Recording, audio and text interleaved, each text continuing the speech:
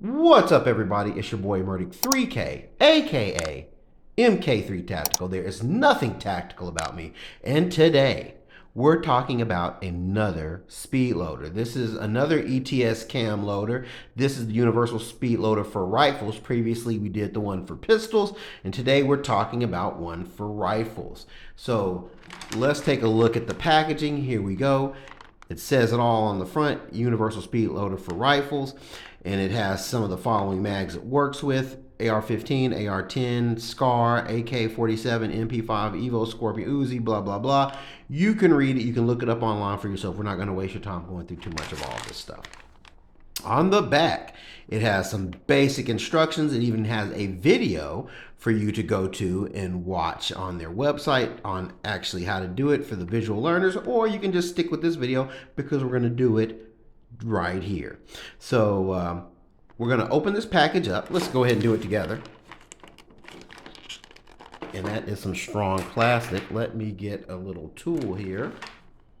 Little snip. Don't need nothing big for this. There we go, just a little snip will get us. And we're gonna be able to take that right on out along with this deal. And there's nothing else in the packaging. So here we go, we have it right here. Again, very similar to the ETS pistol mag loader, just a few differences. And I'll talk about that in a minute. But the first thing I noticed, whereas the pistol mag loader recommends oiling, this came pre-oiled. When you open it up, you'll be able to see the little oil droplets in. You might even want to take a paper towel and just smooth it out, because this is a liberal amount of lubrication that they've applied to this already. So it's a step you don't have to do in this process. This is your plunger, and this is the round holder.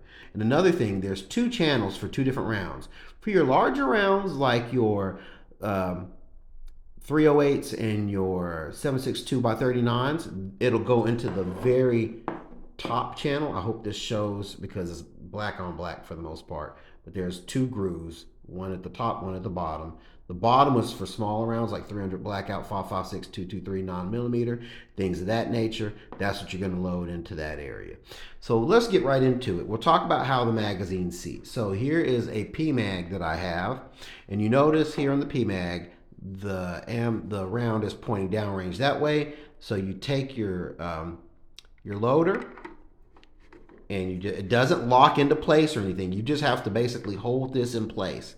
And when you're loading it, you want to make sure you are prompting it, holding it firm against something like a table, because again, it's not locking into place, and you want something firm when you're pushing that plunger down like so, that it's something that's just balancing out the power, so the rounds go in real easy. What I do is you make sure that mag, you're just holding pressure on it. Hold it there, because if not, what will happen when you load these things through and you hold it up, these things are just going to fall straight out. So you want to make sure you have that mag seated, and it's not going to snap into place or anything. At least the PMags don't. You just got to hold it. It's pretty easy to tell when you got it gripped.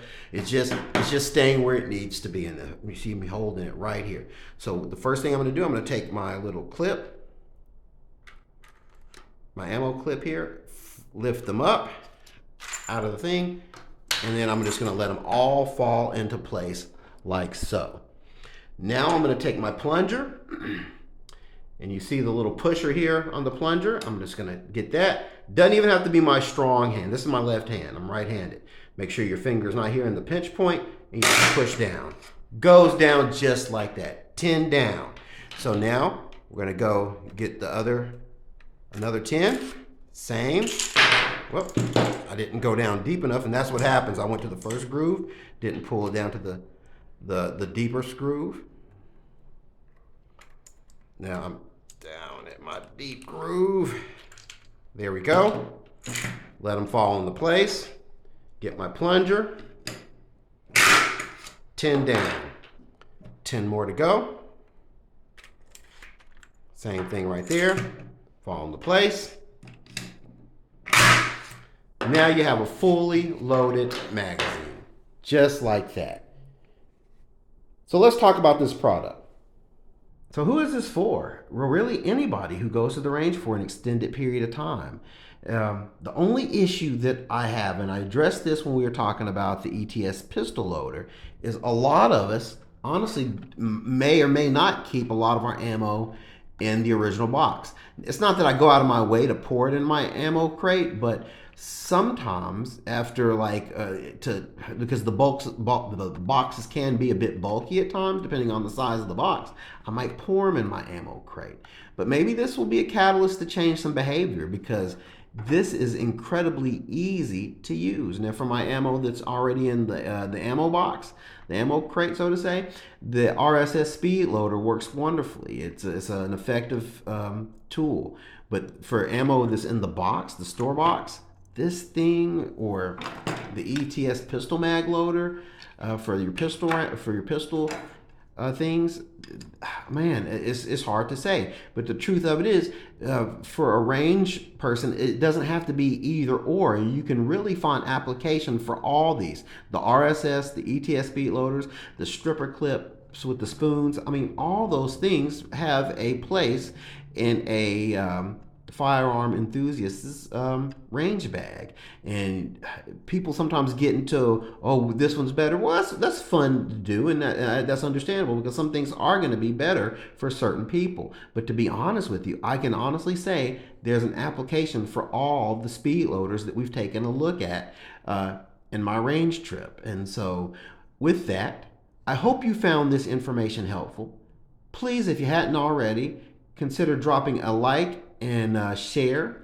If you're really compelled, we would love you to subscribe to the channel. That would be super helpful.